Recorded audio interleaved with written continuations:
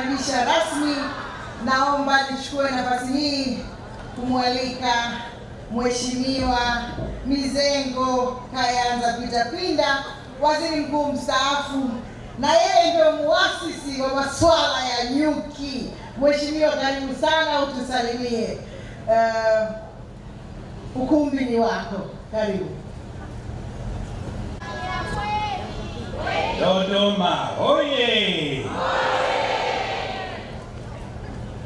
Mheshimiwa Waziri Mkuu Kassim Majaliwa, viongozi wote ambao mko meza kuu, viongozi wote wa serikali ambao wamejumuika katika hadhara hii, na viongozi wa madhehebu ya dini, wako machifu na wengine wote, naomba tu nichukue nafasi hii kuwasalimu kwa jina la Jamhuri ya Muungano wa Tanzania. Kazi iendelee. Haya bwana.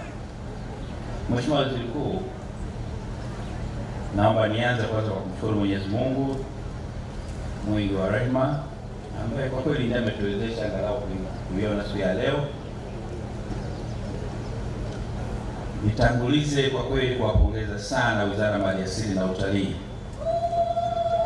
kwa kuandaa jambo hili vizuri sana. Mimi nimepata nafasi, nimezungukia mabanda, naona. Mheshimiwa Waziri Mkuu, nilipopita huko leo nimefurahi sana, kwa sababu yako mabadiliko makubwa sana katika tasnia hii ya nyuki.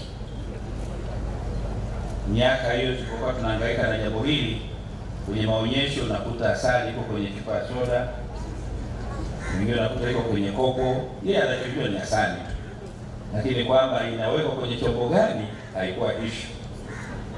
Lakini leo nimepita pale, nimekuta wow, safi sana, labels nzuri, vifungashio vyenyewe vizuri kabisa, na elimu inatolewa.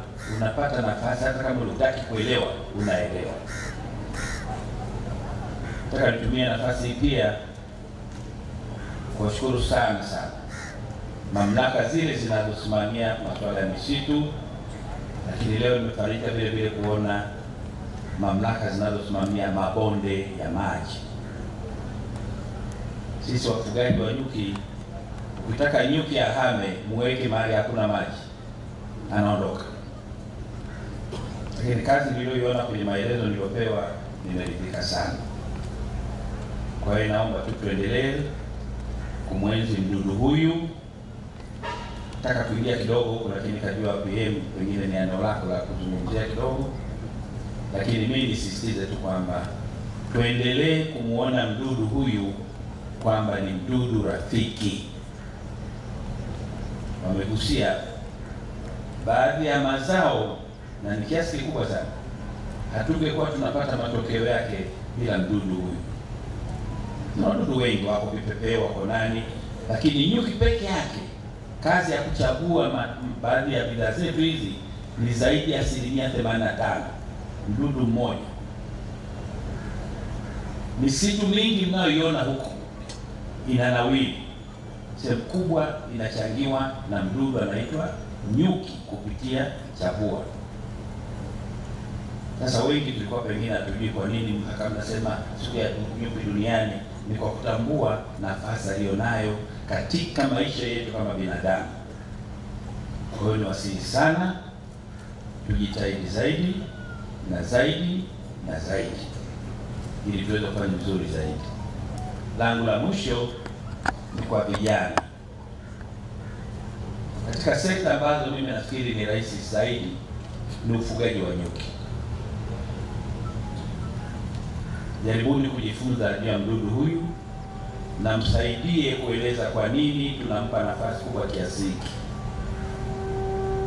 Mazao yake yanayotokana na nyuki kiuchumi nayo yanatuimarisha sana.